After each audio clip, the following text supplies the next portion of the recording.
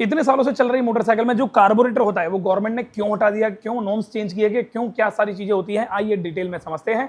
और क्यों कार्बोरेटर आपकी मोटरसाइकिल के लिए बहुत बड़ा खतरा बन चुका है, इस पर भी समझते हैं। और हाँ, मोटरसाइकिल पर नहीं, देश पर भी खतरा बन चुका है सिर्फ कार्बोरेटर, और इसको चेंज कर दिया गया, हटा दिया गया, रिप्लेस कर दिया गया। रीजन क्या है, आइए डिटेल में समझना जरूरी है। 2020 के बाद नॉर्म्स आए BS6 में कि पॉल्यूशन ज्यादा अलाउ नहीं होगा। अब यार मुझे एक बात समझ नहीं आती, 2020 के बाद जो बाइकें आ रही हैं उसमें BS6 टेक्नोलॉजी को चेंज कर दिया गया, मतलब एक तरीके का कार्बोरेटर हटा के प्रॉपर तरीके से फ्यूल इंजेक्टर दे दिया गया। अब यहाँ पर ये क्यों दिया गया, क्योंकि भाई गाड़ी में पॉल्यूशन ज्यादा अलाउड ही नहीं था। अब पॉल्यूशन ज्यादा अलाउड नहीं था तो मतलब ये जो गाड़ी है मेरे पास यूनिकॉर्न, क्या ये बहुत ज्यादा पॉल्यूशन क्रिएट कर रही थी 2020 से पहले? ये चीज तो पता नहीं लगी। फिर एक बात और है, 2025 चल रहा है, पॉल्यूशन तो खत्म हुआ ही नहीं, ये भी एक बहुत बड़ा पॉल्यूशन वाला सर जाता है।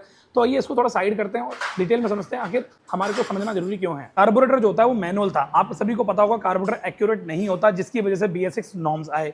BS6 में क्या है, इंजेक्टर फ्यूल पंप दे रखा है, ECU दे रखा है, जो कि सारा कंप्यूटराइज सिस्टम है। उसमें क्या होता है, पॉल्यूशन अलाउ नहीं होता। रीजन, क्योंकि उसमें एक्यूरेसी के साथ साथ चीजें चलती हैं। फ्यूल इंजेक्टेड के हिसाब से, मतलब फ्यूल इंजेक्टर के हिसाब से हेड में कितना फ्यूल जाना चाहिए ये बिल्कुल एक्यूरेसी के साथ चलता है, कितनी एयर जानी चाहिए बिल्कुल एक्यूरेसी के साथ चलती है। सारे के साथ सेंसर जो होते हैं वो सारे सेंसर डिटेक्ट करते हैं फ्यूल और एयर को। ये सारी कहानी की वजह से ही पॉल्यूशन को वो कंट्रोल किया जाता है एक मोटरसाइकिल के इंजन में जब बर्निंग प्रोसेस होता है। माइलेज का गेम चेंजर जो फ्यूल वाली गाड़ी है, मतलब फ्यूल BS6 वाली गाड़ी है, उसमें माइलेज कम ज्यादा नहीं होता। रीजन, क्योंकि उसमें फ्यूल एग्जैक्ट होता है और एयर भी एग्जैक्ट होती है। ये एक प्लस पॉइंट होता है कि भाई BS6 गाड़ियों के अंदर आपको एवरेज को कम करना या बढ़ाने की सरदर्दी नहीं होती कि आप किसी भी मैकेनिक पे जाओ, अब बोलो कि भाई मेरी गाड़ी की एवरेज कम है, एक बार एयर को छेड़ के यार गाड़ी की एवरेज सेट कर दो। नहीं, अगर आपकी मोटरसाइकिल में BS6 है और उसमें एवरेज कम हुई है तो आपकी मोटरसाइकिल में एवरेज कारण जो होते हैं कम होने के, उसके रीजन होते हैं कोई ना कोई आपकी गाड़ी की इंजन की सेटिंग गलत हुई है, कोई सेंसर खराब हुआ है, या फिर कोई फिल्टर खराब हुआ है, या फिर आपने सर्विस टाइम से नहीं कराई है। कुल मिला के किसी भी मैकेनिक पे जाके आप कार्बोरेटर की सेटिंग नहीं करा सकते जैसे पहले कराते थे। BS6 में प्रॉपर तरीके से एक्यूरेसी के साथ सेटिंग की गई होती है एग्जैक्ट सेंसर की वजह से। सर्दियों में अक्सर क्या होता था, जो कार्बोरेटर वाली मोटरसाइकिल होती थी ना, ये स्कूटर होता था, उसमें स्टार्टिंग की प्रॉब्लम बहुत ज्यादा आती थी। आपने नोटिस किया होगा जब बहुत ज्यादा सर्दी पड़ गई तो गाड़ी स्टार्ट ही नहीं हो रही है, स्टार्ट करते रहो करते रहो करते रहो, नहीं होगी स्टार्ट।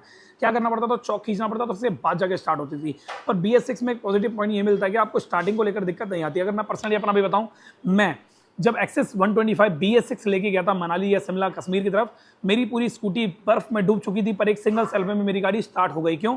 क्योंकि ECU सिस्टम उसमें दे रखा था, इलेक्ट्रॉनिक कंट्रोल यूनिट, जो कि एक छोटा सा कंप्यूटर डिवाइस होता है जो डिसाइड करता है कि कितना टेम्परेचर पे भी कितना पेट्रोल सप्लाई देना है। ऑटो चॉक सिस्टम होता है और एक प्रॉपर वे में आपको सर्दियों में स्टार्टिंग फर्स्ट क्लास मिल जाती है। पर यार कार्बोरेटर में एक नेगेटिव पॉइंट ये था कि कार्बोरेटर में स्टार्टिंग की दिक्कत आती थी और किसी मैकेनिक पे जाके सर्दियों की सेटिंग, गर्मियों में गर्मियों की सेटिंग करानी पड़ती थी। तो ये एक प्लस पॉइंट आ जाता है हमारे लिए BS6 में। फ्यूल इंजेक्शन सिस्टम जो होता है वो इंजन को क्लीन रखता है, इसकी वजह से इंजन काफी लंबे टाइम तक चलता है। बट जो मेरी वर्कशॉप है उस वर्कशॉप में मैं गाड़ियां चला रहा हूँ, गाड़ियां देख रहा हूँ, रिपेयरिंग कर रहा हूँ, पर्सनली अपने एक्सपीरियंस के हिसाब से बता रहा हूँ, फ्यूल इंजेक्शन वाली गाड़ियां जो हैं उसके इंजन जल्दी खुल रहे हैं एज कम्पेयर टू पुरानी गाड़ियों के इंजन। पुरानी गाड़ियों में जो कार्बोरेटर लग के आता था उसमें 1 लाख आराम से गाड़ी चल जाती थी।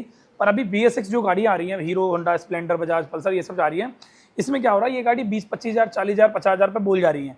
अब यार एक का दुक्का ऐसी गाड़ी होती है जो BS6 से 1 लाख किलोमीटर चल गई, इंजन नहीं खुला है, पर 90% गाड़ियां 1 लाख से पहले ही खुल जा रही हैं। अब यार यहाँ पे मैं ये चीज बिल्कुल भी एग्री नहीं करता, बट रिसर्च के अनुसार ये माना गया है कि फ्यूल इंजेक्शन सिस्टम वाली गाड़ियां इंजन को क्लीन रखती हैं, जिसकी वजह से इंजन स्मूथ रहता है, बहुत लंबे टाइम तक चलता है। बट यहाँ पर मैं ये मानता हूँ ये चीज थोड़ी सी मेरे हजम नहीं होती है। इस एडवांस टेक्नोलॉजी के हिसाब से ना जो मेंटेनेंस है वो बहुत ज्यादा हैवी है। BS6 का एक नेगेटिव पॉइंट ये आता है कि पहले क्या होता था, कार्बोरेटर होता था, 150-200 रुपए दिए, 50-100 रुपए दिए, साफ करा लिया, ट्यूनिंग वूनिंग करा ली।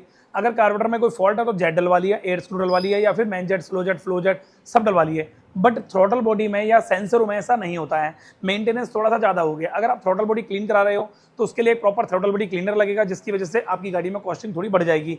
अगर आपकी मोटरसाइकिल में कोई सेंसर खराब हो गया तो वो सेंसर चेंज होगा, और सेंसर की कॉस्ट, प्लास्टिक के सेंसर की कॉस्ट 200, 250, 300, 350, 450, 550, 750 तक के आते हैं।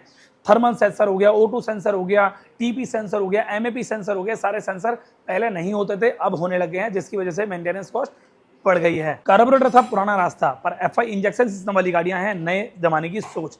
तो यार इस सोच के हिसाब से मैं तो बिल्कुल भी इस चीज को एग्री नहीं करता कि हाँ यार मेंटेनेंस इतना ज्यादा ऊपर है और क्वालिटी इतना ज्यादा डाउन है।